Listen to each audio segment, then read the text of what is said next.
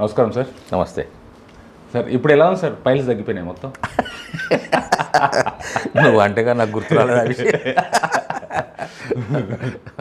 బాగా గుర్తు పెట్టుకున్నారు. బాగా నచ్చిన సీన్ కదా? బాగా నచ్చిన సీన్ కదా సార్? ఓకే. ఎందుకు నచ్చింది? నా బాధ చూడలేక నచ్చిందా, లేకపోతే వాడు తిట్టినందుకు నచ్చిందా? మైదాపిండిలో నువ్వు నవ్వా, నీలో మైదాపిండి ఎటు దొరికితే అటు మాట్లాడుతున్నాడు. నా అవస్థలో నేనున్నా. దొరికిందే కదా సందా అని చెప్పేసి ఎటు దొరికితే అటు మాట్లాడిండు ఆయన. కానీ అదే టైంలో కదా సార్ క్యారెక్టరు సినిమాకు చేంజ్ అవుట్ జరిగేది. మీ పైల్స్ దగ్గరికి వెళ్ళి అక్కడ చేంజ్ అవుట్ జరుగుతుంది అంతే. ఎలా ఉంది సార్ ఇప్పుడు? హ్యాపీగా ఉన్నది, ఆనందంగా ఉన్నది, చాలా బాగుంది. జన్మ ధన్యం అనిపిస్తున్నది. చాలు మరి నేను ఎక్కడో పుట్టి ఎక్కడో పెరిగి ఏదో చేసి అంటే కర్మఫలాన్ని ఎవరు తప్పించుకోలేరు సార్. ఇది కర్మఫలం. What ever it is, whether it is good or bad, మంచి అయినా చెడైనా మన కర్మఫలం మనం అనుభవించవలసిందే. దేవుడు నాకు ఇక్కడ రాసి పెట్టి ఉన్నది. కోరిక ఉన్నది నాకు చిన్నప్పటి నుంచి. నాకు ఊహ తెలిసినప్పటి నుంచే కోరిక ఉన్నది. నేను గజ్వెల్లో నా 8th class 9th class 10th class అంటే హెచ్ఎస్సి 66 నుంచి 70 వరకు నేను గజ్వెల్లో గడిపిన కాలం ఏదైతే ఉన్నదో నేను సినిమాలు చూడటం మొదలుపెట్టింది అక్కడే. అంటే అంతకుముందు సిద్దిపేటలో నేను 4th క్లాస్ నుంచి 8th క్లాస్ వరకు చదువుకున్నాను. 8th అంటే 8th క్వార్టర్లీ ఎగ్జామ్స్. అప్పుడు quarterly exam, half yearly exam and annual exams అని ఖచ్చితంగా ఎగ్జామ్స్ ఉండేవి. అయితే 8th క్వార్టర్లీ ఎగ్జామ్స్కు బిఫోర్ వరకు నేను సిద్దిపేట జేబిఎస్ స్కూల్లో చదువుకొని ఆ తర్వాత మా నాయన, మేము గౌడ్స్, మా నాయన కళ్ళమ్మేవాడు. అందుకని ఒక ముస్తాదర్ గారు, ఒక పెద్ద వ్యాపారి గజ్వెల్ కళ్ళు మామలా తీసుకొని గౌరాయ నువ్వు అక్కడ పోయి పని చేసుకోపో అని చెప్పేసి అంటే అప్పుడు మా నాయన మొత్తం మా కుటుంబంతో సహా షిఫ్ట్ అయిపోయినాం. ఆ సందర్భంగా 8th క్వార్టర్లీ ఎగ్జామ్స్కి ముందు అక్కడ టీసీ తీసుకొని జేబిఎస్లో జూనియర్ బేసిక్ స్కూల్ అనేవాళ్ళు. ఇప్పుడు దాన్ని గవర్నమెంట్ న్యూ హై స్కూల్ అంటున్నారు, జిఎన్హెచ్ఎస్. మరి ఆ స్కూల్ ఇప్పుడు అక్కడ ఉందా మారిందా తెలియదు. ఈ మధ్యకాలంలో సిద్దిపేటకు నేను చాలా రోజులు వెళ్ళాక గజ్వెల్లో చదువుకున్నాను. 8th క్వార్టర్లీ ఎగ్జామ్స్ కూడా నేను గజ్వెల్లో ఇచ్చాను. నేను మంచి స్టూడెంట్ని, ఫస్ట్ క్లాస్ స్టూడెంట్ని. నేను ఫస్ట్ క్లాస్ స్టూడెంట్ని, చాలా క్లేవర్ ఉంటుంది. నాకు కొంచెం స్ఫురణ ఎక్కువ, ఏకసంతగ్రాహి అని చెప్పి అంటుండేవాళ్ళు మా టీచర్స్. నన్ను బాగా ఇష్టపడేవాళ్ళు. అరే వీడికి ఒకసారి చెప్తే వీడు బాగా గుర్తుపెట్టుకుంటాడని చెప్పేసి. ఇప్పుడు సినిమాలో డైలాగులు కానీ ఏమైనా కానీ నేను గుర్తుపెట్టుకుంటే నేను ఒకసారి చదివితే నాకు గుర్తొచ్చేస్తుంది. కంటెంట్ అర్థం చేసుకొని దాని ప్రకారంగా వెళ్ళిపోతాను. ఐఎస్టీస్గా చెప్పడానికి వాళ్ళు నో సార్ నో చేంజ్, ఐఎస్టీస్గా చెప్పాలి అంటే ఐఎస్టీస్గా చెప్పేస్తాను. లేదు సార్ దాన్ని మీరు ఓన్ చేసేసుకోండి, ఇంప్రవైజ్ చేసుకోండి, ఏమైనా చెప్పండి, but should be like this అని అన్నారు అనుకోండి, ఆ విధంగా వెళ్ళిపోతాను. దే ఆర్ సాటిస్ఫైడ్, చేస్తున్నారు, ఓకే చేస్తున్నారు. అలాగా 8th class 9th class 10th class HSC గజ్వెల్లో చదువుతున్నప్పుడు నాకు ఊహ తెలియడం ప్రారంభమైంది. సరే 4 నుంచి 7 వరకు కూడా అడపదడప సిద్దిపేటలో విక్టరీ టాకీస్లో అప్పుడు ఒకటే టాకీస్ ఉండేది, విక్టరీ టాకీస్. ఆ విక్టరీ టాకీస్లో సినిమాలు చూసేవాడిని. తెలియని వయసు. నాకు ఊహ తెలుస్తున్నది, సినిమాలంటే ఏమిటి అని తెలుస్తున్నది గజ్వెల్లో. గజ్వెల్లో అప్పుడు ఒకటే థియేటర్ ఉండే. అది మా స్కూల్ ఎదుర్కొనే ఉండే. మీ స్కూల్ మా స్కూల్ ఎదుర్కొనే ఉండే. అంటే అది కూడా ఎప్పుడు సినిమాలకు వెళ్ళే వాళ్ళం కాదు. మరి దానికి కూడా కొన్ని ప్రయత్నాలు జరిగేవి. ఈ సినిమా నుంచి చెప్తుంటే 3వ సినిమాకో, 3 సినిమాలు మారిన తర్వాత 4వ సినిమాకో 3వ సినిమాకో బాగా సూపర్ హీటర్ అయిన సినిమా రిలీజ్ అయినాక 2 సంవత్సరాలకు అక్కడికి వచ్చేది గజ్వెల్కు. పల్లెటూరు అప్పుడు తాలూకా హెడ్ క్వార్టర్ అప్పట్లో. అయినా హైదరాబాదులో రిలీజ్ అయిన తర్వాత 1.5 year 2 yearsకు గజ్వెల్కి వచ్చేది. సపోజ్ 1 yearకి వస్తే కొత్త సినిమా రా, మొన్న ఏడాది కిందనే రిలీజ్ అయింది వచ్చేసింది. గజ్వెల్ కూడా పెద్దగా అయిపోయింది అని అనుకుంటాను మనం. అయితే ఆ క్రమంలో నాకెందుకో నేను నటుణ్ణి అనేటువంటి భావన నాకు కలిగింది. నటన చేయాలి, నేను నటుణ్ణి అవ్వాలని అనుకోలేదు తమ్ముడు. నేను ఒక నటుణ్ణి అనే ఫీలింగ్ నాకు మొదటి నుంచి కలిగింది. కాబట్టి దాన్ని నేను ఎప్పటికప్పుడు నాలో నేనే ఇంప్రవైజేషన్ చేసుకోవడము, నాలో నేనే సినిమా చూసినప్పుడు ఆ డైలాగులు చెప్పుకోవడము, లేకుంటే నాకు నేనే యాక్టింగ్ చేసుకోవడము లోపలనే. మరి ఇది బయట ఎవరికి ప్రదర్శించేవాడిని కాదు, ఎవరితో చెప్పుకునేవాడిని కాదు. నా లోపల నేనే నటించుకునేవాడిని. ఆ ఎక్స్ప్రెషన్స్ ఇచ్చుకోవడం కానీ, డైలాగ్ చెప్పుకోవడం కానీ, బాడీ లాంగ్వేజ్ చెప్పుకోవడం కానీ నాలో నేనే చేసుకునేవాడిని తప్ప అది ఎవరికి చెప్పేవాడిని కాదు, ఎవరికి వినిపించేవాడిని కాదు. నా కోరిక ఇలాగ ఉందని ఎవరికి తెలియదు కూడా.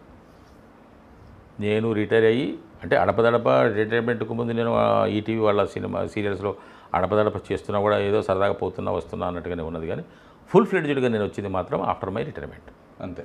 నేను నటుడిని అనే ఫీలింగ్ నాకు ఉన్నది కాబట్టి ఇప్పుడు మనం ఖాళీగా ఉండటం ఎందుకు, ఆ విధంగా వెళ్ళిపోదామని చెప్పేసి. ఇప్పుడు ఫ్లో ఎలా ఉంది సార్ సినిమాలది? ఇప్పుడు మీకు నాకు తెలిసి ఈ అన్ని సినిమాల తర్వాత మీకు క్యారెక్టర్స్ రావడము, మంచి మంచి మంచి వేషాలు రావడం అనేది పెరిగి ఉండాలి నాకు తెలుసు. ఇప్పుడు ఎలా ఉంది మీకు?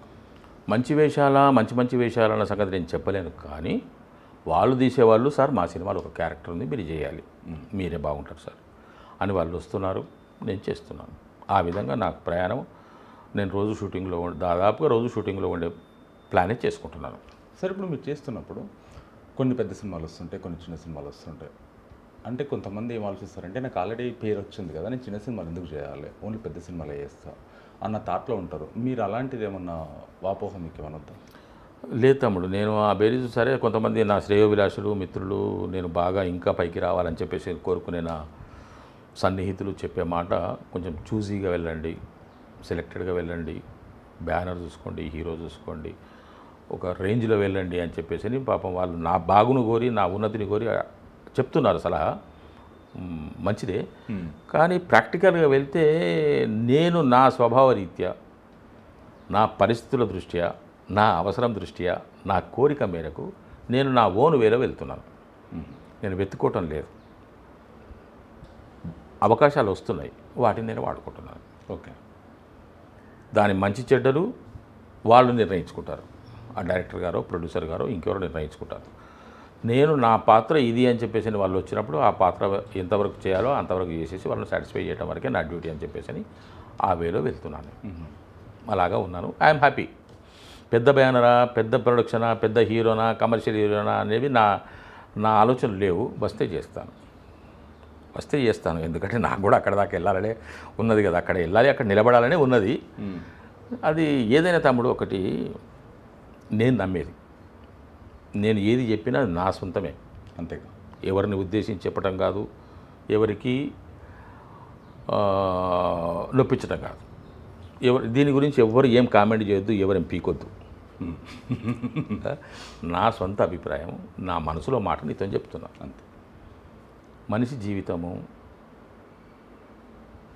దైవాధీనం, వాస్తవం. నేను దాన్ని పూర్తిగా నమ్ముతాను. నా కర్మఫలం కొద్దీ నా బ్రతుకు జరుగుతున్నది, అది మంచి అయినా చెడ్డ అయినా. నేను మీకు కనిపిస్తున్నంత ఆనందంగా బయట నా సొంత జీవితం, నా వ్యక్తిగత జీవితంలో ఉండకపోవచ్చు, అది కర్మఫలం. మంచి అయినా చెడ్డైనా అనుభవించాలి. ఇప్పుడు నాకు ఈ విధంగా జరుగుతున్నది, అది యోగమా, సంయోగమా, భోగమా, రోగమా చెప్పలేను. జరుగుతున్నది, దాన్ని నేను అనుభవిస్తున్నాను, జరుగుకుంటూ వెళ్ళిపోతున్నాను. కాబట్టి వచ్చేదాన్ని నేను ఆస్వాదిస్తున్నాను, ఇదే నా అదృష్టం అని అనుకుంటున్నాను, ముందుకెళ్తున్నాను. అంటే వేరే ఏం ఆశించట్లేదు తమ్ముడు, నేను వేరే ఏం ఆశించట్లేదు. నాకు భగవంతుడు కోరుకున్న దానికన్నా కష్టాలు ఎక్కువనే ఇచ్చాడు, నా కోరికను నెరవేర్చాడు. నా కోరిక నెరవేర్చడం కంటే నాకు కష్టాలు చాలా ఉన్నాయి, చెప్పుకోలేని కష్టాలు చాలా నన్ను ఎప్పటికప్పుడు పొడుస్తూ ఉన్నాయి. అయినా మీకు కనిపించే మురళీధర్ వేరు. అంటే తెర ముందు తెర వెనకాల, దాన్ని నేనేమంటానంటే కర్మఫలము అంటాను. అదే కర్మ అనేది ఎవ్వడి వల్లగా తప్పించుకోవడం. రుణానుబంధ రూపేణ పశు పత్ని సుధాలయ. ఏ జన్మలో ఏ సంబంధము ఉంటుంది కాబట్టి ఒక ఆవిడ నాకు భార్య అయింది, ఒక అతను నాకు కొడుకు అయ్యాడు, ఒక అమ్మాయి నాకు కూతురు అయింది, ఒక పశువు నా ఇంటికి వచ్చింది, ఒక ఇల్లు ఏర్పడ్డది. ఇవన్నీ రుణానుబంధ రూపమే. మంచో చెడు, వాళ్ళతో నేను మంచి అనుభవిస్తున్నా, చెడు అనుభవిస్తున్నా, ఏదైనా కానీ అది రుణానుబంధ రూపేణ పశుపత్ని సుతాలయం అనుకోవటం వల్ల ముందుకు వస్తున్నాం. అంటే ఇప్పుడు అన్ని క్యారెక్టర్స్ చేసుకుంటూ వెళ్తున్నారు. ఈ ఏజ్లో ఇండస్ట్రీలో మీకు ఈ క్యారెక్టర్స్ విషయంలో, అంటే ఒక ఫాదర్ కానీ ఇలాంటి క్యారెక్టర్ విషయంలో పేరు రావడం అనేది చాలా తక్కువ. అప్పట్లో ఒక 5-7 ఇయర్స్ కింద అజయ్ ఘోష్ గారికి వచ్చింది, ఇప్పుడు మీకు మంచి పేరు వచ్చింది. ఆయన కంటిన్యూగా బిజీ లైఫ్లోనే ఉన్నాడు ఇంకా. ఇప్పుడు మీరు కూడా మంచి పేరు వచ్చింది మార్కెట్లో. ఒక్క డీజే టిల్లు వాళ్ళనే పేరు వచ్చిందా, దాని వెనకాల బల్గం సినిమా, అంతకుముందు సీరియల్స్లో మీరు చేసినా సరే అంత రికగ్నిషన్ క్యారెక్టర్స్ ఏం పల్లె మీకు? DJ Tillu and Balagam cinema వల్ల ఒక బొక్క దగ్గర గొడవ జరిగింది, దీనివల్ల పేరు రావడం జరిగిందా, లేకుంటే అంతకుముందు సపోర్టింగ్ ఏమైనా ఉందా మీకు? ఇక్కడ చిన్న విశ్లేషణ చేసుకోవాలి మనం. నేను సీరియల్స్ చేస్తున్న సందర్భంలో నా చేత నటింపజేసిన ప్రతి డైరెక్టర్, ఈవెన్ షార్ట్ ఫిల్మ్ తీసిన డైరెక్టర్ అయినా, సీరియల్ తీసిన డైరెక్టర్ ప్రతి డైరెక్టర్ నన్ను చూసి ముగ్ధుడైపోయిన వాళ్ళే. ఈ మాట నేను తప్పకుండా చెప్తాను, ఎందుకంటే చాలామందికి నేను ఇంకా చెప్పుకునేది ఉన్నది కాబట్టి. సీరియల్స్లో ఒక చిన్న పాత్ర వచ్చేది, ఒక డాక్టర్ క్యారెక్టర్, ఒక లాయర్ క్యారెక్టర్, ఒక జడ్జి క్యారెక్టర్, ఒక పెద్ద మనిషి క్యారెక్టర్, ఒక ఇంటి పక్క ఆయన క్యారెక్టర్, ఒక సీన్ చేసేవాళ్ళం. ఒక సీన్ చేస్తే డైరెక్టరు ఇతనికి ఈ క్యారెక్టర్ ఏంటంటే అని అనుకునేవాళ్ళు, ఆశ్చర్యపోయి చూసేవాళ్ళు. ఇది అతిశయోక్తి కాదు. మీరు ఈ ఈ ఎపిసోడ్ కనుక ఈ ఇంటర్వ్యూ కనుక ఎవరైనా చూసి ఉంటే నన్ను డైరెక్ట్ చేసిన డైరెక్టర్లు నిజమే అతను చెప్తున్నదని అనుకుంటే, నేను అబద్ధాలు చెప్పాను తమ్ముడు, అవసరం లేదు నాకు, అబద్ధాలు చెప్పను, హిపోక్రసీ లేదు, భేషజం లేదు, అహంకారం లేదు, ఉన్నది ఉన్నట్టుగా చెప్తున్నాను. ఎవరు కష్టపడద్దు, ఎవరు మనసు నొచ్చుకోవద్దు, ఎవరు నన్ను ఏమనుకోవద్దు, ఉన్నది ఉన్నట్టుగా చెప్తున్నాను. అయితే ఆడిషన్స్కి వెళ్ళినప్పుడు ఆంజనేయులు గారు, కొంతమంది పెద్ద సినిమాల్లో మనకి ఎట్లా ఎంట్రీ లేదు, చెప్పొచ్చు ఈ మాట. ఎంట్రీ ఉంది, ఎక్కడి వరకు ఉంది? ఫస్ట్ రూమ్, ఆఫీస్ రూమ్లో ఫస్ట్ రూమ్ వరకు ఉండేది. ఆ తర్వాత ఇంకా ఇంకా ఇంకా మీదికి వెళ్ళిన కొద్దీ ఇంకెక్కడ ఎవరెవరో ఛాంబర్స్ ఉంటాయి, ఎవరెవరో రూమ్స్ ఉంటాయి, అక్కడ వరకు మనకు ఎంట్రీ లేదు. నాకేమో అక్కడ దాకా చేరుకోవాలి, ఆ డైరెక్టర్ గారికి ఒక్కసారి నా ఆడిషన్ చూపించాలి. ఆయనకు నచ్చుతుందని నాకు నమ్మకం. ఆయనకు నచ్చితే ఏదో ఒక చిన్న వేషం ఇవ్వకపోతారా? ఇవన్నీ ప్రయత్నాలు వేస్ట్. ఈ ఫోటోలు ఇవ్వడము, పోవడము, ఆయన పిలుస్తానడము, మళ్ళీ ఇవన్నీ కావు. ఆయన దృష్టిలో పడాలి, ఆ డైరెక్టర్ గారి దృష్టిలో పడాలి. పడితే అతను అరే ఇతను బాగానే చేస్తున్నాడు కదా, సరే అక్కడ పెట్టండి, ఆయన నిలబెట్టండి, అది చాలు. సినిమా తెర మీద నిలబడటం అనేది నేను అని చెప్పి చూపించుకోవడానికి నాకు ఉంటుంది కదా అని అనుకున్నాను. అట్లా నేను ఈ పెద్ద సినిమాల వాళ్ళకి ఏనాడు కూడా నాకు సెకండ్ రూమ్లోకి ఎంట్రీ దొరకలేదు. ఈవెన్ అసోసియేట్ డైరెక్టర్ గారికి కూడా కలిసే అవకాశం ఉండేది కాదు. ఒక మాట చెప్పుకోవడానికి, చిన్న సినిమా వాళ్ళు అతను తీస్తాడో తీయడో తెలియదు, ఆఫీస్ ఉంటుందో ఉండదో తెలియదు.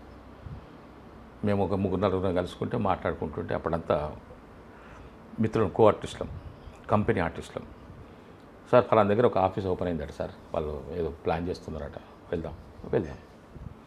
అక్కడికి వెళ్ళిన తర్వాత శుభ్రంగా వాళ్ళు చెప్పండి సార్, అదే సార్ ఒక ఆర్టిస్ట్ అండి, ఇవ్వండి ఫోటో ఇవ్వండి. ఓకే, ఏమేం చేస్తున్నారు సార్ మీరు? ఓకే, ఎంతకాలం నుంచి ఉన్నారు మీరు? ఎప్పుడు కనపడలేదు మీరు? Okay right. ఆడిషన్ ఇస్తారా సార్? ఆడిషన్ ఇస్తారు అనగానే ప్రాణం లేచి వస్తుంది. క్యారెక్టర్ వచ్చినట్టే బాస్, ఇస్తాను సార్. ఓకే, తీసుకెళ్ళి ఆడిషన్ తీసుకో అని చెప్పేసి నా అసిస్టెంట్ గారికి చెప్తాను. ఆడిషన్ చూసి ఆశ్చర్యపోయిన వాళ్ళు ఉన్నారు సార్. అదే చెప్తున్నా, ఇప్పుడు ఈ చెప్పుకోవడం మరి ఏమిటో తెలియదు కానీ ఎక్కడున్నారు సార్ మీరు ఇంతకాలము అన్నవాళ్ళు ఉన్నారు. ఇదేంటి సార్ మీరు ఇలాగా అన్నవాళ్ళు ఉన్నారు. ఒక ప్యాథెటిక్ సీన్ ఆడిషన్ చేస్తే ఏడిస్తే డైరెక్టర్ ఏడ్చిన వాడు ఉన్నాడు. ఒక సీరియల్కి తమ్ముడు ఒక యోగి లేదా సన్యాసి, మన సాధువులు, రైట్, సాధువు కరెక్ట్, సాధువులు ఉంటారు కదా కొంతమంది, అటువంటి క్యారెక్టర్ ఒకటి వచ్చింది ఒక సీరియల్. ఆ పేరు తెలుసు, ఆ డైరెక్టర్ గారు తెలుసు, వద్దు. దానికి అతను బాగా పర్ఫామ్ చేయగలిగినటువంటి ఒక ఆర్టిస్ట్ కావాలి అని చెప్పేసి అతను కోరిక. ఎందుకంటే సీన్ అంత బలంగా ఉన్నది, అంత గట్టిగా ఉన్నది. హీరోకి, హీరో మదర్కి, హీరోయిన్ కాదు కానీ మరి ఎందుకో ఇంకొక ఆవిడ ఉంటుంది. ఆ ముగ్గురిని ఉద్దేశించి ఈ సాధువు వాళ్ళకి చిన్న హితబోధ చేసినట్టు, లేకుంటే వాళ్ళకు ఒక రకమైనటువంటి రాబోయే ప్రమాదం ఏదో తప్పించుకునే ఇవన్నీ ఉన్నాయన్నమాట దాంట్లో. కాబట్టి బాగా ఇంపోజ్ కావాలి, బాగా కనెక్ట్ కావాలి, ఆ విధంగా పర్ఫామ్ చేయగలగాలి అనేటువంటి ఆలోచనతో డైరెక్టర్ గారు ఒక మంచి ఆర్టిస్ట్ కోసం, నేను ఎవరు తెలియదని, మంచి ఆర్టిస్ట్ కావాలని చెప్పి ఎవరు మరి ఏమైందో తెలియదు కానీ నాకు కావాలి సార్, మీకు రేపు మీరు ఏమిటి సార్ రేపు మీరు ఎక్కడున్నారు అంటే, మనం ఖాళీ తమ్ముడు, నెలకు 2 రోజులు 3 రోజులు పనిచేస్తే నేను గొప్పవాడిని. కొంతమంది మన మిత్రుడు 2 నెలలు అయ్యాయి సార్, నెల అయింది సార్, క్యారెక్టర్ ఒక్క వేషం లేదు సార్, ఖాళీగా తిరుగుతున్నా సార్ అన్న వాళ్ళకంటే నేను నెలకు 2 రోజులు 3 రోజులు పని చేయడమే నేను గొప్పగా ఫీల్ అయ్యాను. ఆ 2 రోజులు 3 రోజులు 5 రోజులకు వచ్చి, 5 రోజులు 7 రోజులకు వచ్చి, 7 రోజులు 10 రోజులకు వచ్చి, నెలలో 10 రోజులు చేస్తున్నాను నేను. చాలామంది నన్ను అనేవాళ్ళు, మీరేంటి సార్ నెలకు 10 రోజులు చేస్తున్నారు, ఇంకేం కావాలి సార్ మీకు, నేను నెల అయింది సార్, 2 నెలలు అయింది సార్ అని అనేవాడు అనమాట. నేను దానితోనే అనుకునేవాడిని, ఓహో I'm better than them. Phone వచ్చింది నాకు, చెప్పొచ్చా ఇంత డీటెయిల్డ్గా? చెప్పొచ్చు సార్. సార్ ఏమిటి సార్ రేపు మీరు ఏంటి సార్ మీరు పరిస్థితి అంటే, నేను ఖాళీ ఉన్నాను సార్, అవైలబుల్ ఉన్నాను సార్, ఖాళీ ఉన్నాను చెప్పాం, అవైలబుల్ ఉన్నాం సార్. ఓకే, రేపు షూటింగ్ ఉంది ఫలానా సీరియల్, పొద్దున మీరు ఫలానా దగ్గరికి రండి, నాకు బండి ఉన్నది, బండి వేసుకొని పోతుంటూ పొద్దున ఫలానా దగ్గరికి రండి అంటే, కాస్ట్యూమ్ సార్ మరి మన కాస్ట్యూమ్ మనమే తీసుకుపోవాలి. ఒక పెద్ద మనిషి అంటే ఒక పంచేలు జుబ్బ, ఒక ఇంకోటి అంటే ప్యాంట్ షర్ట్లో ఒక 3-4 జతలు తెచ్చుకోండి అనేవారు. అది ఒకటి సీన్ ఒకటి డ్రెస్తో అయిపోతుంది, కానీ వేరియేషన్స్ ఉంటాయి కదా, కలర్ మిక్సింగ్ అవేంటి అవి. కాస్ట్యూమ్ ఏం వద్దండి, క్యారెక్టర్ చెప్పలేదు. కాస్ట్యూమ్ ఏం వద్దండి, మీరు పొద్దున ఫలానా టైంకి వచ్చేసేయండి, ఫలానా టైంకి రావాలండి, ఫస్ట్ మరి మాకు షిఫ్టింగ్ ఉన్నది, ఫస్ట్ మీరు అయిపోయిన తర్వాత మేము షిఫ్టింగ్ అవుతాము వేరే చోటికి. వచ్చేస్తా సార్. మా దగ్గర ఇంకోటి ఏమున్నదంటే, మీరు 7 గంటలకు రమ్మంటే 5 నిమిషాల దాకా ఎదుర్కొంటాను నేను.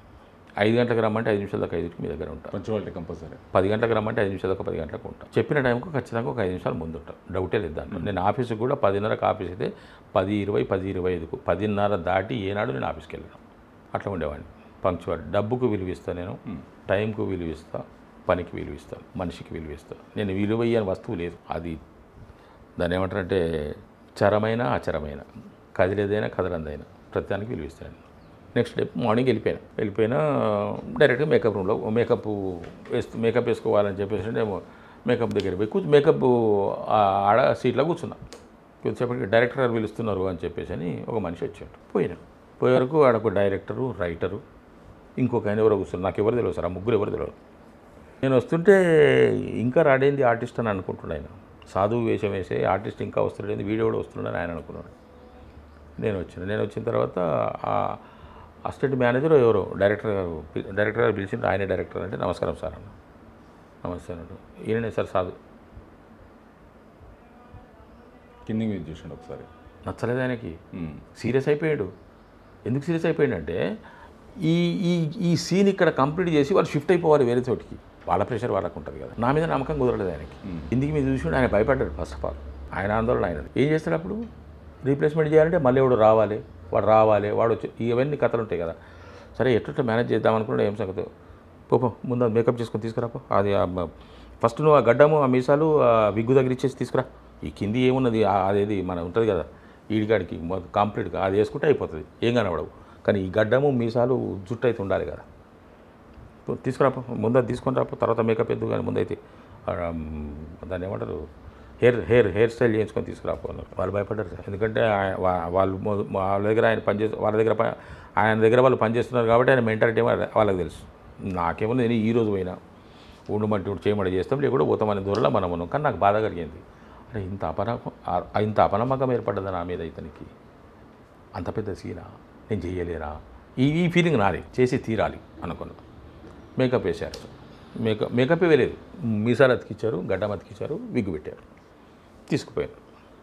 అది వేయలేదు ఇంకా అంగి, ఇటువంటిది అంగి ఫుల్ ఎర్రగా ఉంటుంది, ఫోటో కూడా ఉంది. తీసుకుపోతే చూసాడు. డైలాగ్ చెప్తావా? చెప్తాను సార్. సరే వేసుకో, అది విగ్గు బాగలేదు, అది ఆ విగ్గు తీసి ఇంకో విగ్గు ఉంది కదా, ఆ విగ్గు పెట్టు, ఆ విగ్గు పెట్టి ఫాస్ట్ కానీ తొందరగా కానీ అది చక్కచక్క ఆయన పెట్టి బొట్లు పెట్టారు, మీసాలు గీతారు, ఆ విగ్గు తీసేసి వేసేసారు, ఆంగేసేసారు. టిఫిన్ చేయలేదు బాస్, టిఫిన్ చేయలేదు. వాళ్ళు రెడీ అయ్యి అక్కడికి పోతున్నారు లొకేషన్కి. ఆయన సాధువుని రమ్మని టిఫిన్ చేస్తామని పోయి ఆడ కూర్చొని ఒక ఇడ్లీ పెట్టుకున్నా, అది పోతలేదు లోపలికి. ఇటు గడ్డం ఏంటి ఎర్ర బాబు, నేను తనలాడుతుంటే ఏడి ఆయన ఇడ్లీ పెట్టేసి ఎక్కినా, కారు ఎక్కిన. ఒక టెంపుల్ దగ్గరికి తీసుకుపోయాను. ఆ టెంపుల్లో ఈ సాధువు కూర్చొని ఉంటాడు. అక్కడికి హీరో మదర్, ఇంకో అమ్మాయి, ముగ్గురు వస్తారు. వీళ్ళని చూసిన వెంటనే ఈయన ధ్యానంలో ఉంటాడు. యాక్చువల్గా ధ్యానంలో ఉండి చూసి ఒకసారి ఏదో వీళ్ళు కనిపిస్తారు. వీళ్ళు ఇతను ఉన్నాడని, అంటే ఇతని మీద వాళ్ళకు నమ్మకం, ఇతను ఉన్నాడనే వాళ్ళు వచ్చారనమాట. వాళ్ళు గుడికి రాలేదు, ఇతను ఇక్కడ ఉన్నాడు అని తెలుసుకొని వచ్చారు. ఏదో 4 మాటలు చెప్తాడు, మాకేమైనా శాంతం చేస్తున్నారన్నమాట. నేను వాళ్ళని చూసి ఓహో వీళ్ళు వచ్చారు కదా అనుకో, మళ్ళీ నేను కళ్ళు మూసుకొని నాకేదో కనపడుతుంది దివ్య దృష్టిలాగా. వాళ్ళకి చెప్పాలి డైలాగులు. ఈ క్లోజులు తీసే వరకు, చూసే వరకు, అది పెట్టే వరకు బాగానే ఉన్నది. నాకు కొంచెం మోకాలు నొప్పులు ఉన్నాయి అప్పట్లో, ఇప్పుడు కూడా ఉన్నాయి. కింద కూర్చోలేను, అక్కడేమో కింద కూర్చోవాలి, బాసం పట్టేసుకొని కూర్చోవాలి. ఏం చేయాలి? మెల్లగా అసిస్టెంట్ డైరెక్టర్ ఉండే, అంతకుముందు సీన్ పేపర్ తెచ్చి. అయితే ఏమైంది, ఆడ ఆ హీరోయిన్, ఆ హీరో మదరు, ఇంకో అమ్మాయి వచ్చే సీన్లు, వాళ్ళు పూజ గుడి చుట్టూ తిరిగే సీన్లు తీస్తున్నాడు ఆయన. నేను మెల్లగా ఏం చేసిన, అసిస్టెంట్ డైరెక్టర్ని పిలిచి ఒకసారి సీన్ పేపర్ ఇవ్వండి సార్ చూసుకుంటా, మరి ఈయన పెద్ద పెద్ద డైలాగులు అవి ఒకసారి సీన్ పేపర్ చూసుకుంటా. అది చూస్తున్నాడు ఆయన నన్ను భలే గమనిస్తున్నాడు సార్. ఆయన డైరెక్టర్ ప్రతి మూమెంట్ గమనిస్తున్నాడు. వీడు ఏం చేస్తున్నాడు, అసలు ఏంది వీడు అని అంతగా అనుకో. మరి ఆయన అభిప్రాయం ఏందో నాకు తెలియదు. అక్కడ కూర్చున్నాడు ఆయన, అక్కడ జరుగుతున్నది, నేను ఇక్కడ ఉండి మెల్లగా ఒకసారి చూసుకుంటా సార్ డైలాగులు అంటే, సరే సార్ తీసుకొస్తా అని చెప్పేసి అని ఒకటే పేపర్ ఉన్నది. అది ఒకటే పేపర్ అంటే సీన్ పేపరు, జిరాక్స్ కాపీ లేదు, సెకండ్ కాపీ లేదు, ఒకటే కాపీ ఉన్నది ఆయన దగ్గర ఉంది. 4 పేజీలు 5 పేజీలు ఉన్నది, మొత్తం చదువుదే. మరి ఏం చేద్దాం స్వామి అని వాళ్ళు అనడు. మరి దీనికి పరిష్కారం లేదా అనడు మాత్రమే వాళ్ళది. కథ మొత్తం చదవడం నేనే. చూస్తున్నాడు, సీన్ పేపర్ ఇచ్చాడు. సీన్ పేపర్ అడుగుతున్నాడు అంటే మరి ఆయనకి ఏమైనా అనిపించిందేమో, ఓహో అంటే కొంచెం ప్రిపేర్ అవుదామని అనుకుంటున్నా ఏందని. సీన్ పేపర్ మొత్తం ఒకసారి 4 పేజీలు 5 పేజీలు ఉన్నది. ఒకసారి మొత్తం చూసుకున్న కంటెంట్ ఏంటో అర్థమైంది. అంతకుముందు నాకు తెలియదు. క్యారెక్టర్ సాధువు అన్నది తెలుసుకొని హీరో వీళ్ళందరూ మొత్తం చూసుకున్న తర్వాత వితిన్ నో టైం రిటర్న్ చేసేసిన. ఎందుకు మరి ఆయన ఏదో బంగారం గుంజుకున్నట్టు ఆయన చూస్తున్నాను, ఆయనకి ఇచ్చేసిన. మళ్ళీ వేయడం నాకు కాన్ఫిడెన్స్ వచ్చింది. సీన్ పేపర్ చూసుకున్న తర్వాత నాకు కాన్ఫిడెన్స్ వచ్చింది. దీనికోసం నా ఫీలింగ్, దీనికోసం ఈయన కింది మీదకి చూసి అది చేసి ఇది చేసేసిండా, ఇక చూపిస్తే తిన సంగతి అనుకున్నాను మనసులో. డైలాగులు ఏంటియో, సిచ్యువేషన్ ఏంటిదో, సందర్భం నాకు తెలిసిపోయింది. రైట్, ఇక్కడ నేను అసిస్టెంట్ డైరెక్టర్ని చిన్న కోరిక కోరిన, తమ్ముడు నేను కింద కూర్చోలేను, ఒక హాఫ్ ఇట్ సెటిల్ అవుతాను ప్లీజ్, అదొక్కటి చేయాలి. కష్టం సార్, ఆయన తలకాయ నొప్పి సార్, ఆయనతో ఒప్పుకోడు. రైట్, సరే సార్ చెప్తాను. చెప్పలేదు ఆయన. మొత్తం రెడీ అయిపోయింది. రమ్మని సాధువు రమ్మని పోయి కూర్చున్నా. ఎట్లా కూర్చున్నా మొత్తం బాసి పట్టేసుకొని కూర్చున్నా. భయం అటువంటిది. ఎప్పుడైనా సరే భయం అనేది మన నొప్పిని ఏది కూడా తెలియనియదు. కూర్చున్నా. వాళ్ళు యాక్చువల్గా 1 గంట వరకు ఆ సీన్ చేసి లంచ్ బ్రేక్ ఇచ్చుకొని లంచ్ ఇక్కడే చేసి వేరే దగ్గరికి షిఫ్ట్ అయిపోవాలి. రాత్రి 10 గంటల వరకు షూట్ అవ్వాలి. ఇది వాళ్ళ ప్లాన్.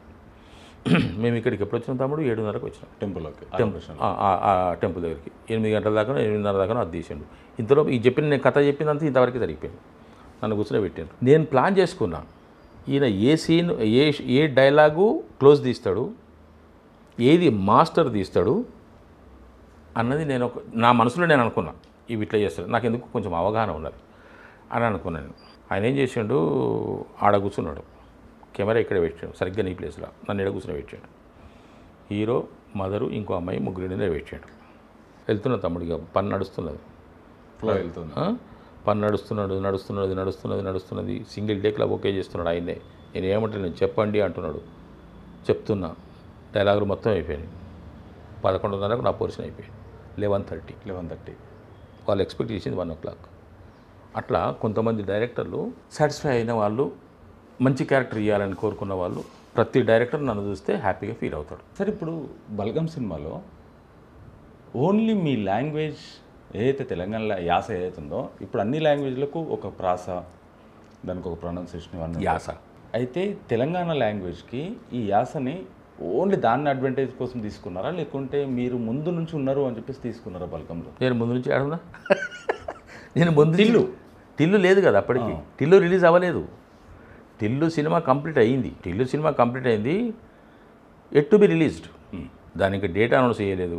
ఫస్ట్ కాపీ రెడీ అయింది, డబ్బింగ్ ఇవి మొత్తం ఎవ్రీథింగ్ అనేది ఆ డేట్ కోసం, ఆ మూమెంట్ కోసం వాళ్ళు వెయిట్ చేస్తున్నటువంటి పరిస్థితి. ఇక్కడ బలగం సినిమా షూటింగ్ స్టార్ట్ అయింది. పిట్టకథలు అని నేను తరుణ్ భాస్కర్ గారు చేసినటువంటి పిట్టకథలు ఎపిసోడ్ చూసి వేణుగారు ఆ క్యారెక్టర్కి నేనైతే బాగుంటుంది అని ఆయన మనసులో అనుకున్న పరిస్థితి. ఆయన మొత్తం తెలంగాణ స్లాంగ్లోనే తీయాలని అనుకున్నాడు.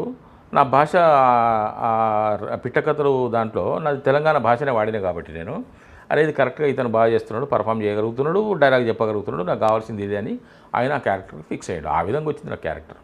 నేను అంతకుముందు నాకు తెలిసిన వ్యక్తిని కాదు నేను ఎవరికి.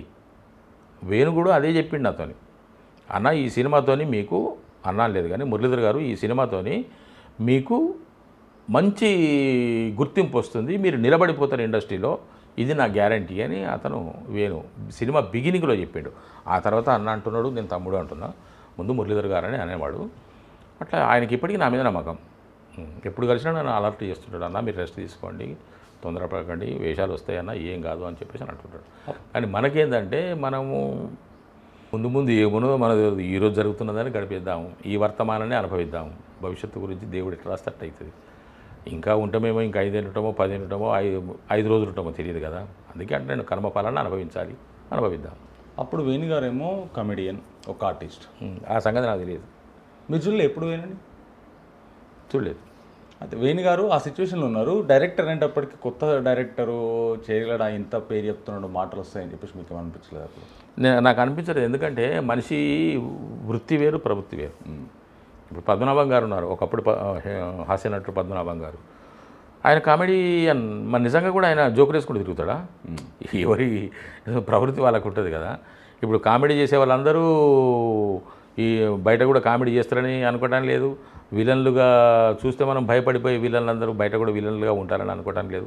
అది క్యారెక్టర్ అంతే. కానీ మనిషి లోపల వేరే ఉంటాడు కదా. అట్లా ఆయన లోపల ఒక రచయిత ఉన్నాడు, ఒక దర్శకుడు ఉన్నాడు, ఒక మంచి మనిషి ఉన్నాడు, ఒక దూరదృష్టి గల దార్శనికుడు ఉన్నాడు. అలాగా నిన్న చూసుకున్నట్టయితే రాత్రి సక్సెస్ మీట్ జరిగింది, చాలా పెద్ద ప్రోగ్రామ్ జరిగింది. వెళ్ళారా మీరు? నేను వెళ్ళలేదు. వెళ్ళలేదా? మీకు ఇన్విటేషన్ రాలేదా? మేనేజర్ గారు ఫోన్ చేసి చెప్పారు, నాకు కొంచెం వేరే పని. లైవ్లో అయినా చూసారా ప్రోగ్రామ్ అంతా? చూడలేదా? అంటే మీరు చేసిన సినిమా అంత సక్సెస్ అయింది, ఒక మంచి ఫాదర్ క్యారెక్టర్ మీరు చేసింది. అంటే మీ కొడుకు మీరు పెంచకుండానే పెరిగిపోయింది అని చెప్పేసి అంత టామ్ అయింది. దాన్ని మీరు ఒప్పుకోవడం ఎందుకు మరి కారణం? నాకు కొంచెం వేరే పని ఉండే. అవన్నీ ఏం చూడలేదు అసలు. నేను జరిగింది తెలియదు, నాకు ఏం తెలియదు. ఈ సినిమా తర్వాత హిట్ అయిన టిల్లు స్క్వేర్ తర్వాత ఇప్పుడు ఆపర్చునిటీస్ ఎలా ఉన్నాయి? ఎక్కడదా మీ టిల్లు స్క్వేర్ రిలీజ్ ఎంత 10 రోజులు అయింది కదా. సరే, 10 రోజులైనా సినిమా రిలీజ్ అయినాక 1 డేలో ఒక క్యారెక్టర్స్ నచ్చినాయంటే మీడియాకి కానీ డైరెక్టర్స్ కానీ ఒక షో నడుస్తుంది. అయిపోయిన తర్వాత దాంట్లో నచ్చిన క్యారెక్టర్స్ని ఇప్పుడు భగవంత్ కేసరి సినిమా రిలీజ్ అయ్యింది. రిలీజ్ అయ్యి జూన్లో రిలీజ్ అయిందనంటే ఇప్పటికే 9 నెలలు అయింది. ఏమైంది? అవి అనుకోవడానికి లేదు. ఇప్పుడు నువ్వు అన్నట్టుగా ఇందాక ముందు అజయ్ ఘోష్ తమ్ముడు జ్యోతిలక్ష్మి తర్వాత ఓ అన్నారట, 1 సంవత్సరంన్నర ఖాళీ ఉన్నాడట. అవును, ఇది ఆయన చెప్పిన స్టేట్మెంటే, ఆయన ఇచ్చిన స్టేట్మెంటే. You should not expect anything, don't expect anything, no try at all. నీకు ప్రాప్తం ఉంటే నీ దగ్గరికి వస్తుంది, నువ్వు చేస్తావు. That's all. నీకు ప్రాప్తం లేకుంటే నువ్వు ఎక్కడికి పోయినా నీకు దొరకదు. రజనీకాంత్ గారి ప్రతి సినిమాలో ఒక సూక్తి ఉంటుంది. అవును సార్ ఎక్కడున్నారు సార్ అని, నేను ట్రాఫిక్లో ఉన్నానండి, నేను సారథి స్టూడియో డబ్బింగ్కి వెళ్తున్నాను, ఎవరు మీరు అని నేను అడిగాను. అంటే నేను ఫలానా అని చెప్పండి, 10 నిమిషాలు సార్, ఒక్క నిమిషం పక్కకు ఉండండి సార్ అని చెప్పేసానంటే, నేనేమో అక్కడ 12 గంటలకు వస్తాను చెప్పిన. నేను కరెక్ట్గా అక్కడ చేరుకుంటా కదా అని టైంకి వెళ్ళాం మనం. ఇది 10 నిమిషాలు అనే వరకు నేను మళ్ళీ అతనికి ఫోన్ చేసి చెప్పిన, కో డైరెక్టర్కి, తమ్ముడు ఒక 10 నిమిషాలు మరి ఏదో ఒక అతను మాట్లాడుతుంటాడు, 10 నిమిషాలు లేట్గా వస్తా, పంజాగుట్ట సర్కిల్ దగ్గరే ఉన్నా, 5 నిమిషాలు వచ్చేస్తా కానీ మాట్లాడుతున్నాను. సరే సార్ రండి అన్నాడు. పక్కకు పోతే అక్కడ ఒక ఆర్టిస్టు రాలేదు, షూటింగ్ జరుగుతుంది. ఆ క్యారెక్టర్ ఇంక ఎంటర్ కాలేదు. ఆ రోజే ఆ క్యారెక్టర్ ఎంటర్ కావాలి, అతను రాలేదు. అతను ఆల్టర్నేటివ్ కోసం వెతుకుతూ మరి నా అదృష్టం కొద్దీ నా పేరు అక్కడ వాళ్ళకు స్ఫురణకు వచ్చింది. నాకు కాల్ చేశారు. ఏ సినిమాది? బాబు మొన్న రిలీజ్ అయింది. అవును, బాబు సినిమాలో క్యారెక్టర్ నాది కాదు, వేరే ఆర్టిస్ట్ చేయాలి అనుకునే పరిస్థితుల్లో తను రాలేకపోయాడు. వీళ్ళు ఆల్టర్నేటివ్ కోసం వెతుకుతున్నారు. ఆ పాత్ర నాకు రాసి పెట్టి ఉన్నది, ఒప్పుకున్నా. స్టూడియోకి వెళ్ళి వాళ్ళకి ప్రత్యక్షంగా చెప్పి అక్కడి నుంచి బయలుదేరాను అక్కడికి షూటింగ్కి. చెప్పిన నేను ఇప్పటికిప్పుడంటే రాలేను సార్, నేను స్టూడియోకి వెళ్తున్నాను డబ్బింగ్ చెప్పడానికి. నేను వాళ్ళ దగ్గరికి పోయి వాళ్ళకి, ఎందుకంటే నేను బయట నుంచి చెప్పిన అనుకో వాళ్ళు అపోహపడే అవకాశం ఉంది. కాబట్టి అక్కడికి వెళ్ళి చెప్పి నేను మీ దగ్గరికి వస్తాను. ఎక్కడ తమ్ముడు షూటింగ్ అది మణికొండలో.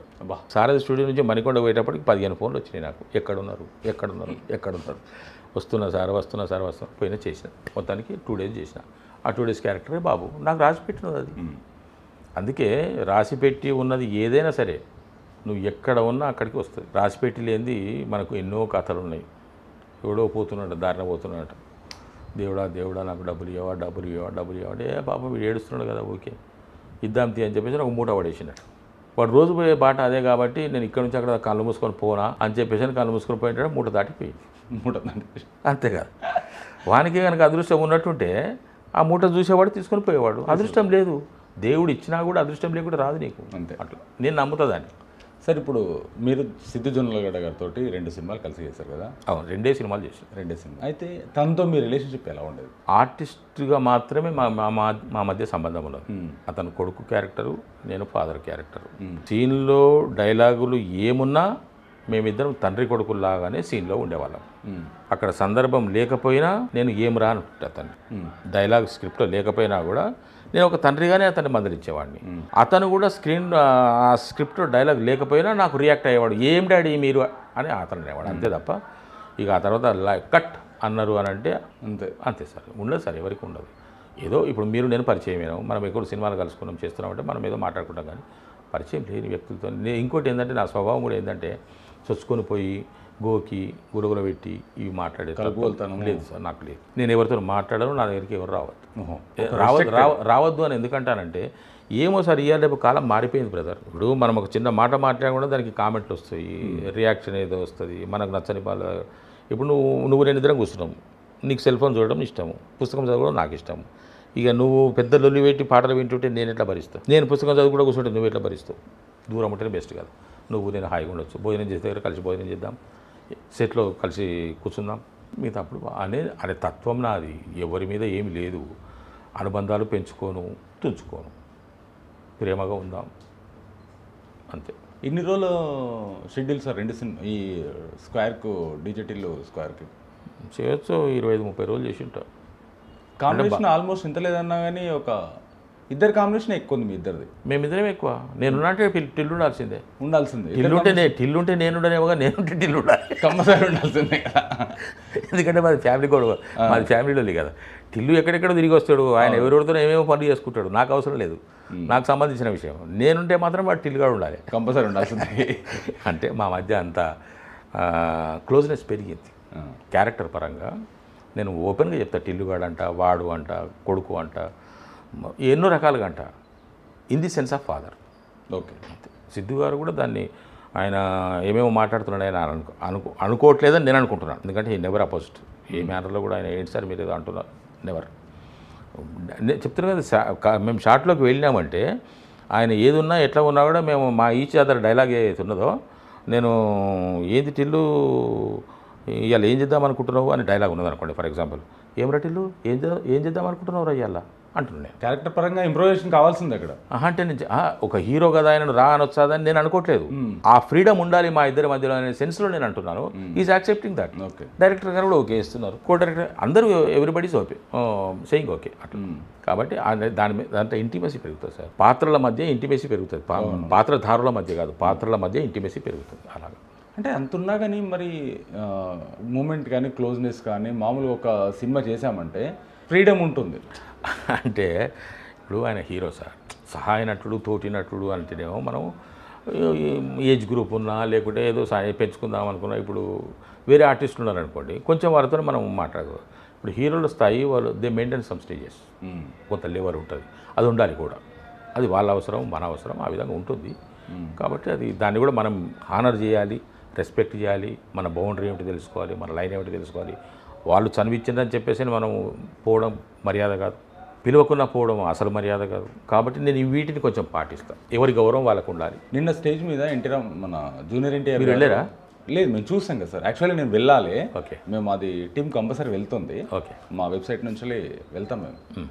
నేను వెళ్ళలేదు, నాకు కొద్దిగా అందుబాటులో లేను, నేను రైట్, నేను వెళ్ళకపోయినా. మా నిన్న స్టేజ్ మీద ఎన్టీ రామారావు గారు, సారీ ఎన్టీ రామారావు గారు జూనియర్ ఎన్టీఆర్ గారు. జూనియర్ కాదు, ఎన్టీఆర్. ఎందుకంటే ఇష్టమైన వాళ్ళ తాతగారి నుంచి ఇప్పుడు ఆయన కదా, మీకు బాగా ఇష్టం కదా సీనియర్ ఎన్టీ రామారావు గారు. ప్రాణం సిద్దిపేట కూడా ఖాళీ తీసుకుపోయారు కానీ ఎంత ఆనందం, తలుచుకుంటేనే ఆనందం కలుగుతుంది నాకు. నిన్న ఆయన వచ్చినప్పుడు మీరు వెళ్ళాల్సింది అసలు. అంటే నాకు కొంచెం వేరే పని. అందుకే సినిమా గురించి కానీ సిద్ధు గురించి కానీ వీళ్ళందరూ చాలా బాగా మాట్లాడారు. దీంట్లో సినిమాలో ఇంకోటి అడ్వాంటేజ్ ఏంటంటే నేను లేని లోటేం లేదు కదా అక్కడేం లేదు. మరి కలిసి ఎందుకు లేదు? అయ్యో అదేం లేదు కదా, కలిసే అవకాశం అని వచ్చేది. ఎక్కడైనా కలుసుకోవచ్చు సార్, అంతే అట్రా.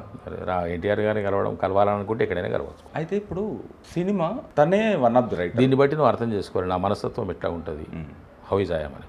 తప్పు లేదండి, అంటే ఐ మీన్ నేను ఇంతే, దాన్ని దయచేసి అర్థం చేసుకోండి. 100% నేను ఇంతే.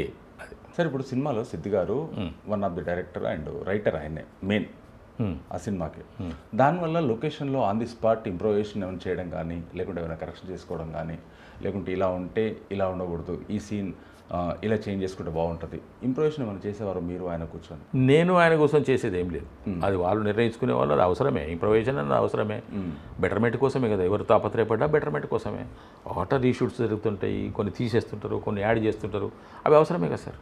నేను ఆయన కలిసి కూర్చొని చేసింది ఏమి ఉండదు, వాళ్ళు మాట్లాడుకుంటారు, ఒకసారి చేసిన దాన్ని మళ్ళీ ఇది వద్దులే మళ్ళీ ఇంకోసారి చేద్దామని అనుకుంటాం, అట్లా ఎన్నోసార్లు ఎన్నో చేసినవి ఉన్నాయి చేయాలి కూడా, అవసరం కూడా కదా, అవసరం. ఎందుకంటే ఇక్కడ బయట చూస్తేనేమో ఎప్పుడు సార్, ఇంకెప్పుడు సార్, ఎదురు చూస్తున్నాం సార్, సినిమా సూపర్ అవుతుంది సార్, సూపర్ హిట్ అవుతుంది, ఏమోట్లకి ఏం లేదు, వాళ్ళు సూపర్ హిట్ అవుతుందని సర్టిఫై చేసేస్తున్నారు అన్నప్పుడు దాని ఎక్స్పెక్టేషన్ తగ్గట్టుగా, దాని వాళ్ళ యొక్క ఊహలకు వాళ్ళ యొక్క ఆనందానికి తగ్గట్టుగా మనం దాన్ని క్రియేట్ చేయాలిగా, దానికోసం చాలా తాపత్రయపడటం జరగాలి కూడా. అందుకే ఇది కత్తి మీద సామండి. ఇప్పుడు ఊహించి ఊహలకు తగ్గట్టుగా చేయాలి కంపల్సరీ. ఏమాత్రం అండర్లైన్లో పోయినా కూడా ఫెయిల్. దానివల్ల ఫస్ట్ దాని మీద ఇంపాక్ట్ పడుతుంది, అరే ఫ్లూక్లో నడిచింది రా అని అనుకుంటారు కదా. ఇప్పుడు టిల్లు స్క్వేర్కి వచ్చిన పేరేంటి, బెటర్ దెన్ దట్. అవును, అరే ఏమున్నది రా ఇది అని అంటున్నారు, అది కదా మన కోసం మనం కావాలి, దానికోసం మేము ఇంత కష్టపడ్డాం.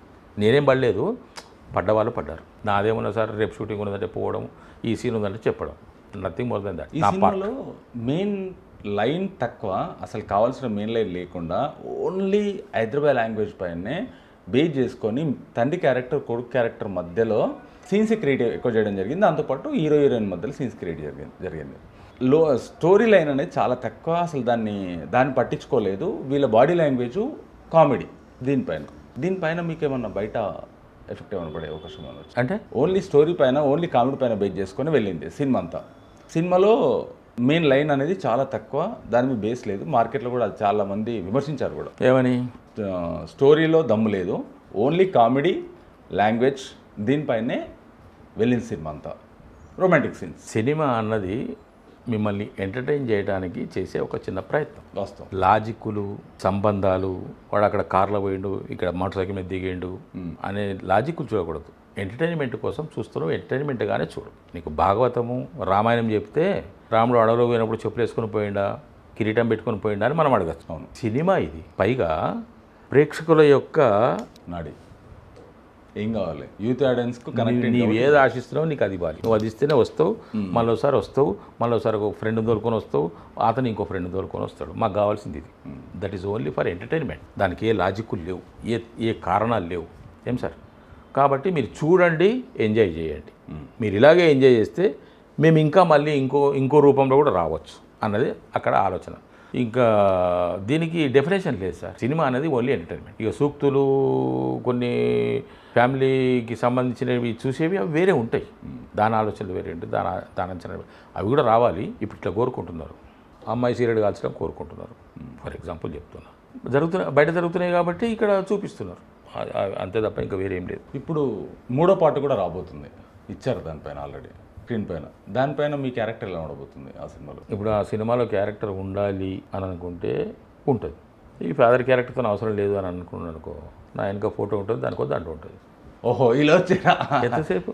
ఇప్పుడు ఆయన ఆల్రెడీ 2 సార్లు 3 సార్లు అన్నాడు సినిమాలో, ఎందుకు డాడీ అంత చేస్తావు, అంత గుండె ఎప్పుడో అయితే గుండె వరకు సస్తావు చూడు, ఎప్పుడో నీకు హార్ట్ అటాక్ వస్తుంది అని అన్నారు కదా, 2-3 సార్లు అన్నారు. ఇప్పుడు ఆల్రెడీ పైల్స్ వచ్చినాయి, హార్ట్ అటాక్ వస్తుంది, పోతావు, ఎల్ఐసి వేయించినావా, ఏమైనా ఉన్నాయా పైసలు, ఇవన్నీ అన్నాడు ఆయన, అన్నాడు కదా. కాబట్టి ఒక హింట్ ఇచ్చారు. ఫర్ ఎగ్జాంపుల్ చెప్తున్నా, ఫాదర్ క్యారెక్టర్ కంటిన్యూ కావాలి అని అనుకుంటేనేమో ఐస్టీస్గా నాకు ఎన్ని రోగాలు వచ్చినా హాస్పిటల్ పోతా, పైల్స్ వచ్చినా ఏదో వచ్చినా తప్పించుకొని వస్తా. ఫాదర్ క్యారెక్టర్ అవసరం లేదు అని అనుకున్నారు అనుకోండి, వెనక ఫోటో వేస్తారు, దండేస్తారు, మార్కస్ వచ్చి అడుగుతారు, ఏమైంది పోయి ఏమైంది చిల్దానికి ఇట్లా అయిందంటే ఏం చేస్తాం, ఆయనకు అప్పుడప్పుడు హార్ట్ అటాక్ వస్తుంది కదా, పీకిండి అంటారు, అయిపోయి. కానీ కామెడీ సీన్ పండింది మీ ఇద్దరి మధ్యలో ఎక్కువ, అంతే చెప్తున్నాను కదా. ఇప్పుడు నేనేమంటున్నానంటే, సినిమా ప్రేక్షకులకు నచ్చే విధంగా తీయటం కోసం ఎన్ని మార్పులు చేర్పులైనా చేయవచ్చు, ఎన్ని మార్పులు ఇప్పుడు ఇంకా కొత్త కామెడీ ట్రాక్ రావచ్చు. ఫాదర్ ఉండకపోవచ్చు, మదర్ ఉండకపోవచ్చు, ఫ్రెండ్స్ ఉండకపోవచ్చు, వాళ్ళతో అవసరం లేదనుకుంటే definitely they will remove them. Okay, escape చేయాల్సిందే కదా, వాళ్ళని తప్పించాల్సిందే. అట్లా అంటే for the betterment of project, అట్లా ముంచుతారా తీసేస్తారని కాదు. అంత ఇప్పుడు ఇంతకన్నా మంచి హిట్ కొట్టాలి అని అంటే దానికి ఫలానా ఎలిమెంట్ అవసరము అని అనుకుంటే డెఫినెట్గా యాడ్ చేస్తారు కదా. అబ్బే ఇది వద్దండి వేస్ట్ అని అనుకున్నారు, తీసేస్తారు. సినిమాలో అన్ని సాధ్యమే కదా. ఏం ఆశ్చర్యపోతున్నావు ఎందుకో? లేదు సార్, లేదు. నేను మీరు మాట్లాడుతుంటే నాకు ఇంకోటి చెప్పు. గుర్తుకొచ్చింది. చెప్పు. అంటే మీరు చెప్పినట్టుగా చాలా సినిమాల్లో ఒక మనిషి రాకపోయినా లేకుంటే వద్దు అనుకున్నా సరే దండేసి దండం ఓ పెట్టి దండేస్తారు ఖతం అయిపోయింది, క్లోజ్. అగరబత్తి పెడితే అయిపోయాయి. అంతే. అంటే దాని గురించి డిస్కస్ చేయడం కానీ దాని గురించి మాట్లాడడం కానీ ఇప్పటిదాకా మీతోటి ఏది టిల్లు 3 ఎక్కడ పోయి మొన్న 10 రోజులే కదా రిలీజ్ అయ్యి సినిమా. అంతే. అంటే ఆ జరుగుతున్నప్పుడే దీని గురించి 29 కదా, 29 కదా రిలీజ్ అయింది. 29 అంటే 3, 9, 12 రోజులే, 11 రోజులే అయింది. అంతే. ఎందుకంటే ఆ సినిమా జరిగేటప్పుడు నెక్స్ట్ సీక్వెల్ ఎలా ఉండాలి, ఈ సీన్ ఎక్కడ అటాచ్ అవుతుంది, ఆ లైన్ ఏంటి అని చెప్పేసి మామూలుగా మాట్లాడుకుంటుంటారు. నేను నా పాత్ర నా పాత్ర ఎంత ఉంటుందో తెలుసా దాంట్లో? మురళీధర్ గారు మీకు 14, 15, 16 షూటింగ్ అండి. ఓకే సార్, 14, 15, 16 అక్కడికి పోతాం అంతే. ఆడ ఏం జరుగుతుంది, ఏమున్నది, ఏం పోతుంది నాకేం తెలియదు. ఓకే. పోగానే కాస్ట్యూమ్ ఇస్తారు, కాస్ట్యూమ్ వేసుకోవాలి, పూసుకోవాలి, రండి అంటే పోవాలి, ఇగో దాన్ని మీ సీన్ పేపర్ అంటే చెప్పాలి, పోవాలి, దట్స్ ఆల్. అంతే. ఇది ఫ్యాక్ట్. దీంట్లో నేను చెప్తున్నాను కదా, నేను ఎటువంటి అబద్ధాలు చెప్పను, హిపోక్రసీ చేయను. లేనిది కల్పించేసి ఓ సిద్ధు నేను ఇట్లా కూర్చుంటాం, డైరెక్టర్ నేను ఇట్లా ఆడుకుంటాం, ఇవన్నీ ఉండవు. అంటే మీరు ఆల్రెడీ ముందు నుంచి మనము చెప్తున్నారు కాబట్టి గత 1 అవర్ నుంచి ఒక సినిమా చేస్తున్నప్పుడు కలిసి చేస్తున్నప్పుడు ఆ డైరెక్టర్ తోటి కానీ ఇన్ని సీన్లు చేశారు, 2 సినిమాలు చేశారు కాబట్టి డైరెక్టర్ తోటి కానీ డైరెక్టర్ నా అభిమాని డైరెక్టర్ మళ్ళీ శ్రీరామ్ గారు ఫస్ట్ రోజు పోయినప్పుడు సార్ నేను మీకు అభిమాని సార్ అన్నాడు ఆయన. మ్యాడ్ డైరెక్టర్ కూడా అంతే, కళ్యాణ్ శంకర్. ఇప్పుడు మ్యాడ్ మ్యాక్స్ వస్తున్నది తెలుసా? మ్యాడ్ మ్యాక్స్ అంటే మ్యాడ్ అంటే పిచ్చి ఒక మాట, మ్యాక్సిమం అని అర్థం. మ్యాడ్ మ్యాక్స్ అంటే దాంట్లో నేను అనుకున్నా, నాకు తెలియదు, నేను అనుకున్నా మ్యాడ్ మ్యాక్స్ అని పెట్టినట్టే. ఇప్పుడు జనవరి అంటే జాన్ అంటారు, మ్యాక్సిమం అంటే మ్యాక్స్ అంటారు కదా, అట్లా మ్యాడ్ మ్యాక్స్ అని పెట్టినట్టే పీక్లోకి వెళ్ళిపోతుందని ఉద్దేశం కావచ్చు అని నాకు అనిపించింది.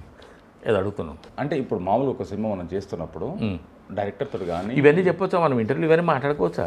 బ్రహ్మాండంగా మాట్లాడుకోవచ్చు. ఏమో మరి ఈయనేమో కొత్తగా మాట్లాడుతున్నారు రాబోయే అని అనుకుంటున్నారా? ఒక సినిమా చేస్తున్నప్పుడు ఒకటి కాదు 2 సినిమాలు మీరు ఆల్రెడీ చేశారు కాబట్టి ఇన్ని షెడ్యూల్స్ చేశారు. చేసినప్పుడు మనకు డైరెక్టర్తో కానీ ఎవరైతే ఎక్కువ కోఆర్డినేట్ అయిన కలిసి చేసిన సీన్స్, కో-డైరెక్టర్ మురళి గారు, వీళ్ళందరితోటి రిలేషన్షిప్ అనేది ఒక మంచి బాండింగ్ పెరుగుతుంది. 2 సినిమాలు చేశారు. నేను పెంచుకోను. మీరు పెంచుకోరా? పెంచుకోను. ఎందుకని? నేను ఇక పెంచుకుంటే ఏమవుతుందో అనిపిస్తుంది బస్ నాకు. పెంచుకుంటే ఎందుకు ఈయన అనవసరం కాకాపడుతున్నాడనో లేకుంటే ఇప్పుడు వాళ్ళు ఏదో మాట్లాడుకుంటారు, మనం పోయి ఇప్పుడు అంత ఇంటిమేసీ ఉంటే అది వేరు. ఇంటిమేసీ అనేది పెరిగితే అది వేరు. నేను ఇంటిమేసీ దగ్గరికే పోను. అట్లా ఏమనుకుంటారని ఫీలింగ్ అంతే తప్ప ఇంకోటి కాదు. పోకూడదని కాదు, ఏమనుకుంటారని ఫీలింగ్. ఎందుకు వచ్చి నేను ఇక్కడికి అవసరం ఏమో అని అనుకుంటారేమో అని నాకు అనిపిస్తుంది. వాళ్ళు ఏమనుకోరు, నేను ఇంకా అట్టపోతే ఏదైనా అట్టపోతున్నాడు వచ్చి ఇక్కడ కూర్చోవచ్చు కదా అని వాళ్ళు అనుకుంటారేమో నాకు తెలియదు.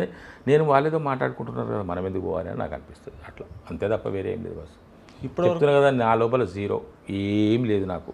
ఇదంతా ఖాళీయే, ఇదంతా మొత్తం డోల్లనే, ఏమీ లేదు దాంట్లో. నేను ఏది చేసుకోను, వాళ్ళకి ఏది తీసేయను. ఎవరన్నా ఏమన్నా అనుకోని అందుకే నేను ఇంతే. దయచేసి నన్ను అర్థం చేసుకోండి. నా లోపల ఎటువంటి చెడు ఆలోచనలు కానీ చెడు పద్ధతులు కానీ లేవు. అలాగని చెప్పేసి నేను ఎవరి దగ్గరికి జోలికి వెళ్ళను. నా జోలికి ఎవరైనా వచ్చినా కూడా నాకేం బాధ లేదు, పర్వాలేదు. కానీ నేను అనవసరంగా పోయి అందుకే ఇప్పుడు నీకు ఇంకో విషయం చెప్పిన ఆంజనేయులు గారు, చెప్పండి. నేను పెద్ద సినిమాలు అవని ఇవని నలుగురిని ఇక్కడ చూడండి. నా మనస్తత్వం ఎటువంటిదంటే దయచేసి అర్థం చేసుకోవాలని చెప్తున్నా.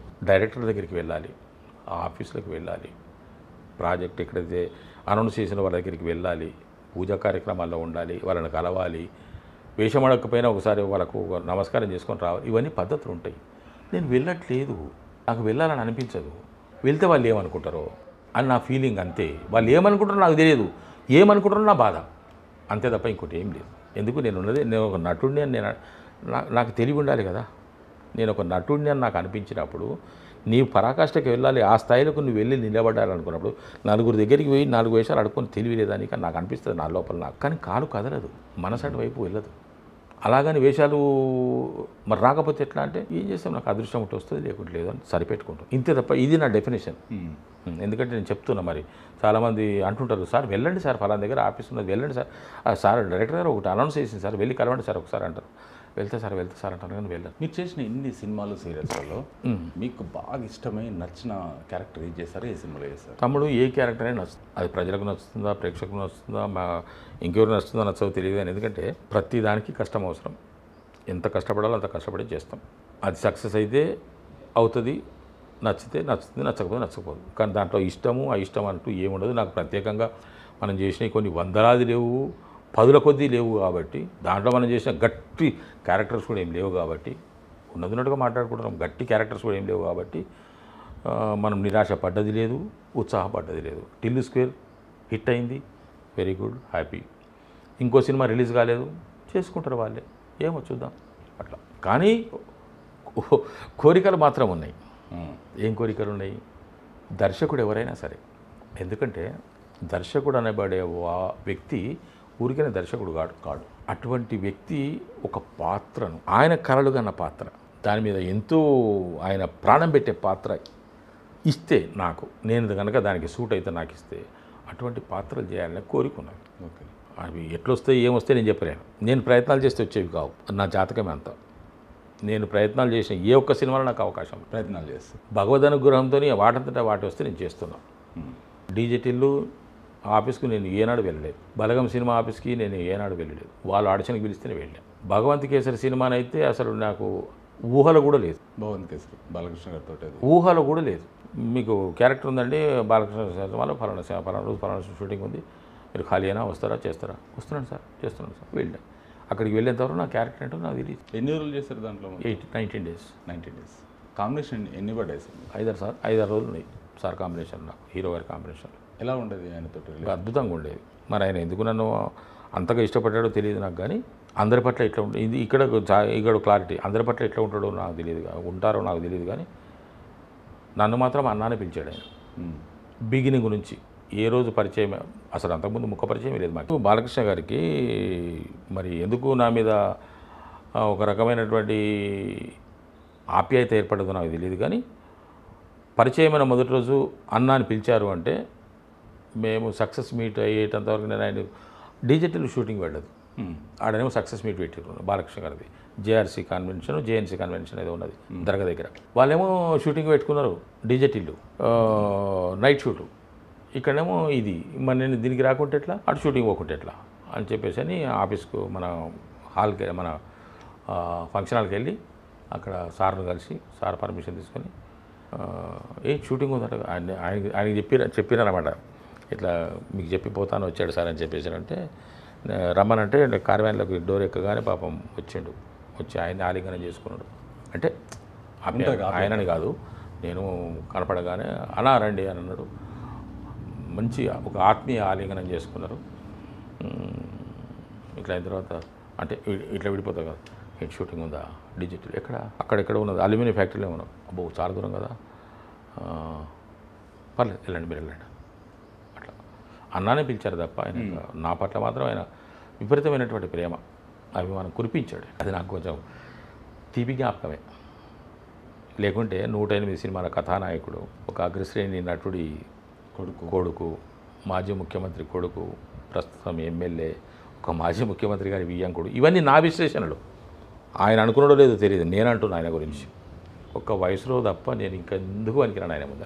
వయసు ఒకటి పెద్దది ఆయన కన్నా, మిగతా ఆయన దాంట్లో నేను ఆయన కారు టైర్ విలువ కూడా కాదు చెప్పొచ్చు. నేనేం బాధపడను, ఇబ్బంది పడను. ఆయన కారు టైర్ విలువ కూడా కాదు నేను, కానీ నన్ను అంత గౌరవించాను. అది తమ్మి ప్రేమ అంటే. అట్లా ఆయనతో నాకు అనుభవం. అదేవిధంగా అనిల్ రావుపూడి గారికి కూడా నమస్కారం. అనిల్ రావుపూడి గారు కూడా అంతే నాతోని గౌరవంగా మర్యాదగా చాలా చక్కగా చేశారు. ఆ క్యారెక్టర్ని మిమ్మల్ని పర్టికులర్ సెలెక్ట్ చేయడానికి కారణం ఏమండి? నాకు తెలియదు, వాళ్ళకి తెలియదు. నేను వాళ్ళని డిసప్పాయింట్ చేయలేదని మాత్రం నేను అనుకుంటున్నా. మంచి సీన్లు సార్ మీ, నేను అనుకుంటున్నాను డైలాగ్స్ అంతే. భగవద్ అనుగ్రహం. మరి ఏ విధంగా జరిగింది, ఎట్లా జరిగింది, దానికి ఎంతమంది దోహదపడ్డారు, నా పేరు ఎక్కడొచ్చింది, ఎవరు సిఫారసు చేశారు, ఎవరు దాన్ని కన్ఫర్మ్ చేశారు, ఎవరు వెయిటింగ్లో పెట్టుకున్నారు అన్నది నాకు తెలియదు. నాకు కాల్ వచ్చేంతవరకు నాకు తెలియదు. అట్లా భగవద్ అనుగ్రహం ఉంటే పాత్రలు వస్తాయి తమ్ముడు, పాత్రలే వస్తాయి. కొడుకు వస్తాడు, బిడ్డ వస్తుంది, అందరు వస్తారు, భార్య వస్తుంది, అందరు వస్తారు. భగవంతుని అనుగ్రహంతో నడుస్తాయి ఇవన్నీ. నేను నమ్ముతుందండి. నా జీవితం అట్లా మలుపులు తిరుగుతుంది కాబట్టి, అట్లా అన్నీ ఉన్నాయి కాబట్టి, ప్రతిదీ నేను ఎప్పుడు నడిచినా, నేను ఎప్పుడు ముందుకెళ్ళినా అది భగవద్ అనుగ్రహంతో వెళ్ళిన తప్ప, దైవం చూపించిన దారిలో వెళ్ళిన తప్ప, నా ప్రయత్నం అంటూ చేసింది నేనేం లేదు. ఆయన చూపించిన దారిలో సన్మార్గంలో మాత్రం పోతున్నాడు. సార్ ఇప్పుడు మీరు చిన్నప్పటి నుంచి తెలంగాణలో పుట్టి పెరిగారు, ఓకే, చదువుకున్నారు, ఫస్ట్ అటెంప్ట్లో జాబ్ కొట్టారు, గవర్నమెంట్ జాబ్, రిటైర్మెంట్ అయిపోయింది. Electricity board Andhra Pradesh state electricity board job కొట్టారు, రిటైర్డ్ నా అయ్యారు, దైవం కదా, ఇప్పటికీ నన్ను బతికిస్తున్నది కదా తమ్ముడు. పెన్షన్ వస్తుంది. మరిగా ఊరికే కూర్చుంటే డబ్బులు ఇస్తున్నారు, ఇంకంతకన్నా అదృష్టవంతులు ఎవరు. ఇది అయిపోయిన తర్వాత cinema field second inning start అయింది. సెకండ్ ఇన్నింగ్ ఆల్రెడీ రన్ అవుతుంది, ఇప్పుడు మంచి పీక్ స్టేజ్లో ఉంది. ఇన్ని జరిగినప్పుడు ఎంత మీ ఏజ్లో ఇప్పటిదాకా ఎంతనైనా ఏజ్ అంటావు, ఎంతనైనా ఏజ్ ఎంత సార్? ఎంతసేపు? 60+. మోడీ గారి ఏజ్ ఎంత? బైడెన్ గారి ఏజ్ ఎంత? కానీ ఎక్స్పీరియన్స్ ఎంతో నేర్పిస్తుంది సార్. కష్టాలు, కన్నీళ్ళు అక్కినే నాగేశ్వరరావు గారు ఇవన్నీ కొన్ని మాటలు నేను బాగా ఆకలింపు చేసుకుంటా.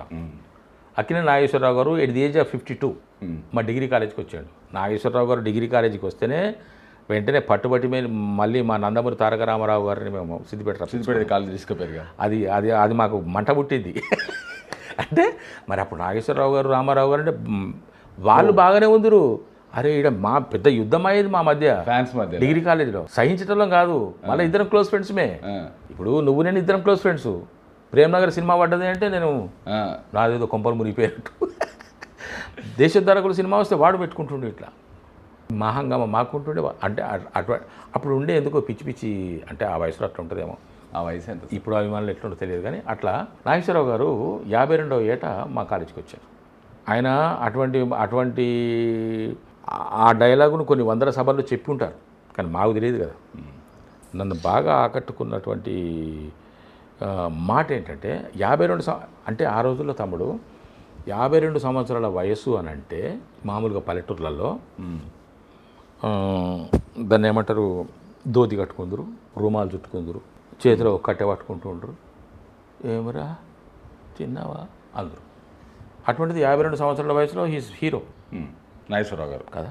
మరి ఉత్తేజమే కదా, ఒక ఉత్ప్రేరకమే కదా, ఒక ఉదాహరణే కదా. గజ్వెల్తో బాగా కనెక్ట్ అయిపోయినా. నాకు వీధి వీధి తెలుసు, నాకు ఆ మాటకు వస్తే ఇల్లు ఇల్లు తెలుసు నాకు.